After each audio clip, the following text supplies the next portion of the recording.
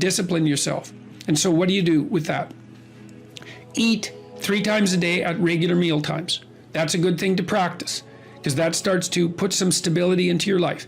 Get up at the same time. I would highly recommend all those young people out there who are listening, like, you want to get a jump on life, get the hell out of bed in the morning.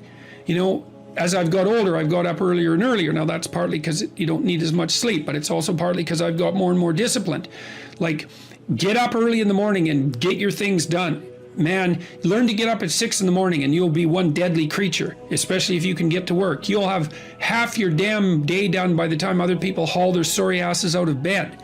And so that's a massive, massive advantage. Warren Farrell, the author, he outlined data in Why Men Earn More, which is a book I would recommend, by the way, showing that if you work 13% longer hours, you make 40% more money. It's nonlinear. So you think, why is that? Well, imagine you had 10 employees and one of them works an extra 10%. It's not much. Well, how often is that person going to be promoted, assuming you have a clue as a boss? It's like you're going to look at the 10 people and you're going to think, oh, that guy's always here like 45 minutes early. It's like, why don't we give him the promotion? Obviously, right? So these small edges that you can manage like that, work an extra 10% or extra 13%, have non-proportional payoffs. That's part of the Pareto distribution.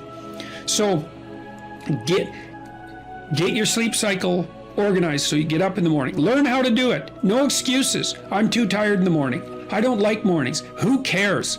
That's not relevant. It's like, discipline yourself so you can manage it. Schedule your meals, because that's a good disciplinary routine. And then learn to use a calendar, like Google Calendar. Most of you, many of you out there, do not use a calendar. Okay, a calendar is not a prison, and it's not a tyrant. Not if you use it properly. A calendar keeps anxiety at bay. It makes sure that you do what you need to do, which is important because otherwise you fall behind. But if you use it properly, it also helps you plan what you want to do. So I could say, well, lay out your damn calendar and design the days you would like to have. That's what your calendar is for. So you can put in all sorts of things in there you want to do and that would be good for you. And that's a really good way to start being more industrious. Make a plan. You need a plan for 3 years. You need a plan for the next year. You need a plan for the next 6 months. You need a plan for the next 3 months. You need a plan for the week. You need a plan for the day. You need a plan for the hour. All of that. I make lists constantly of what I have to do. And they're like daily, weekly, monthly, yearly. But you want plans at all those levels of resolution. You want to write the things down. And because what are you going to do? You're going to stumble around and get what you need? You're going to stumble around and be useful to other people? And it's useful to be useful to other people, you know. They want to work with you then. They want to do things with you. They want to have you around. They trust you. They open up opportunities for you. And if you stumble around like you're blind, you're not going to get anywhere. And then you're going to suffer. And then you're going to be bitter. And then you're going to be cruel. So that's hell. You have to add small goals. Now, if that doesn't work, like if you can't make the goals small enough to achieve, you know, it might be that you're not being humble enough with regards to your conceptions of your own ability. But you can tell if the goal that you put forward is a reasonable one if you're actually implementing it. Because if you're not, then by definition, it's not a reasonable goal. You know, like let's say you're sleeping all the time and your room is just a bloody complete disaster. You know, and you think, well, I should clean up my room. It's like, well, maybe you can't, but maybe tomorrow you could hang up 2 shirts, you know, or you could move 2 shirts from your bedroom to the laundry room, or you could bag up a bag of dirty clothes that you could conceivably take to a laundromat. And you just do that one thing, you know. If your room's a catastrophe and you do that one thing and then you did one thing like that for 15 days or 20 days, maybe your place would be in order.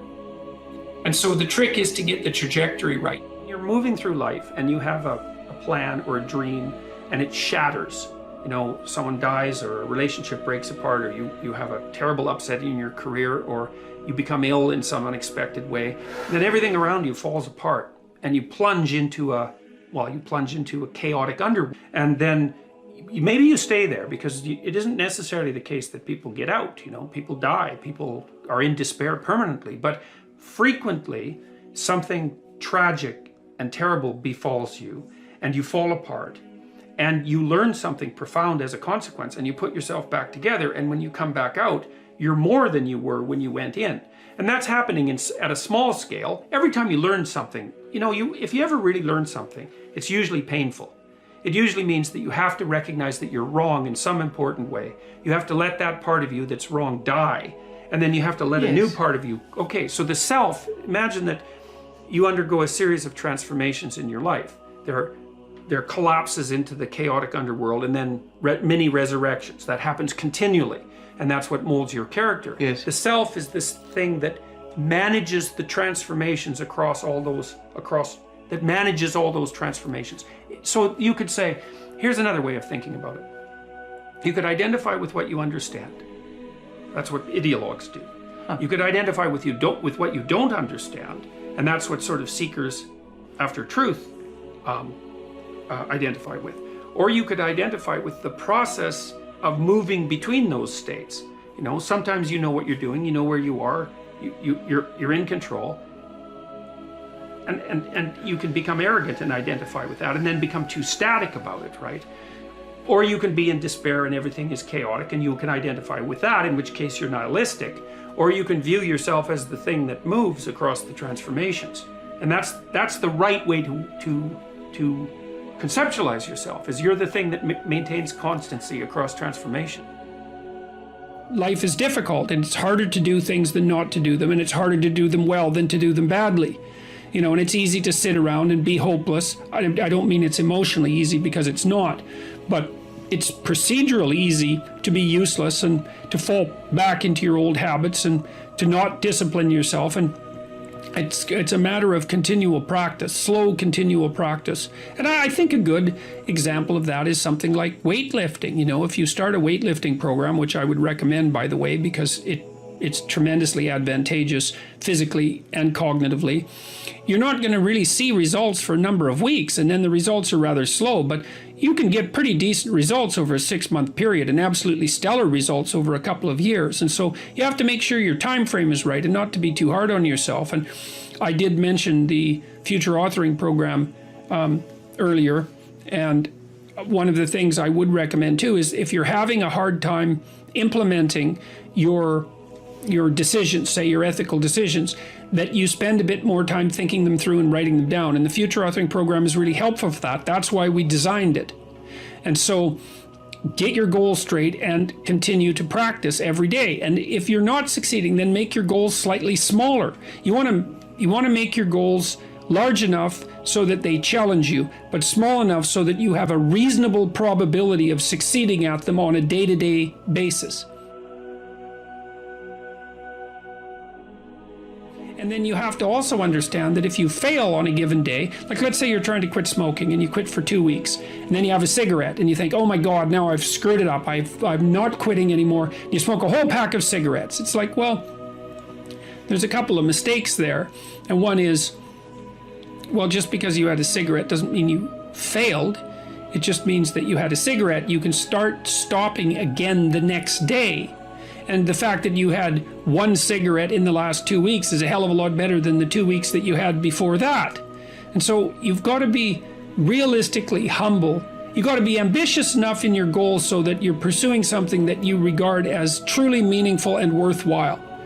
And maybe you can judge that to some degree if you think about someone you love attempting the same thing, and think about how you would feel if they managed it. And if you would feel good, then that's probably a good what would you say? That would be a good evaluation strategy to use on yourself.